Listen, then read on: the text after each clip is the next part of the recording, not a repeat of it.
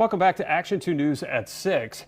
Hemp farmers across the state are bracing right now for the impact of a new federal law. It's going to take effect in November, and some say it will put them right out of business. This impacts a handful of states that don't regulate hemp despite it actually being sold.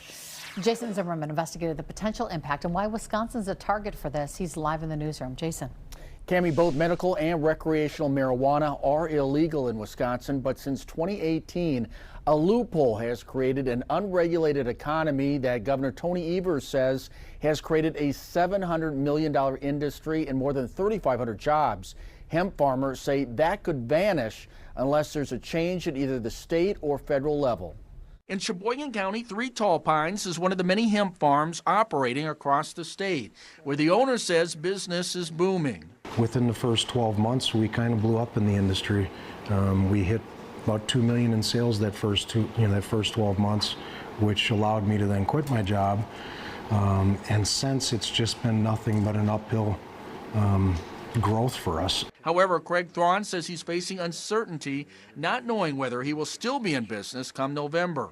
That's because a farm spending package that was part of a deal to reopen the government last year removed products with more than 0.4 milligrams of THC per container, which is a psychoactive ingredient that produces a high from the definition of hemp.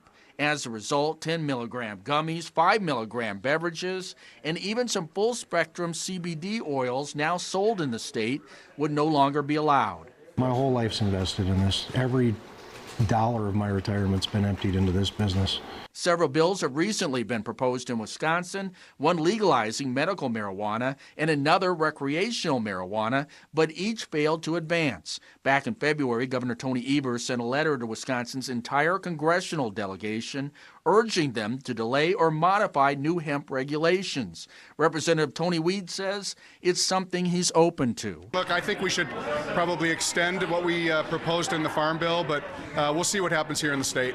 If they're saying that we can continue to do business after November, we need them to tell us that now, so that people can make appropriate business decisions leading 3-4 months down the road, because as a business owner, I got to be thinking 6 months ahead of time at all times.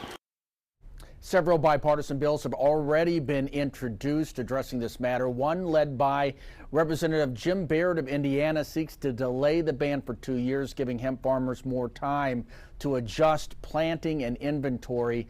Another, supported by Representative Nancy Mace of South Carolina, aims to completely repeal the restrictive hemp provisions enacted in the 2025 spending bill. We also wanted to know how much money Wisconsin is losing to surrounding states like Michigan, Illinois, Minnesota that regulate marijuana. Tomorrow, we'll show you what's crossing state lines in potential tax revenue.